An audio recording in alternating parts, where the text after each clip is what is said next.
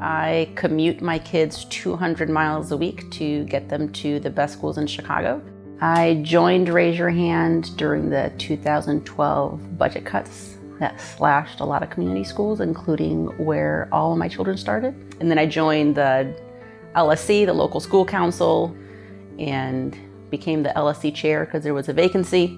We were doing great, and then the LSC chairperson, which was me, got a memo from CPS saying they're gonna close schools down and we have 20 days to appeal. And I mean, these are majority low-income kids, and they're doing a phenomenal job on their test scores. And it's a small school.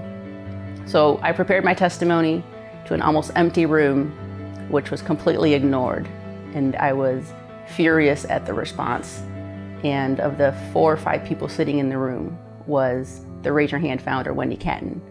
And when she saw me in distress, she came over and said, "You're really passionate about your support for your school and how furious you are of these budget cuts. I think you should maybe bring your voice to Raise Your Hand." And Raise Your Hand has thousands of parents behind it.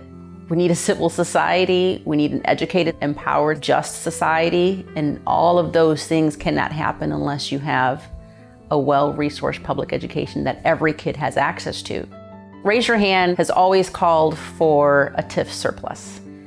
1/3 of the city sits in these TIFs, and yet the city says there's no money to fully fund an adequate public education for every kid in the city. We are strictly opposed to using public dollars for private development when we have unfunded priorities of our children not being placed in people's first interest. And we can't wait another school year. We can't wait another 2 or 3 school years. This needs to get funded now. And the money that we need is sitting in those TIFs.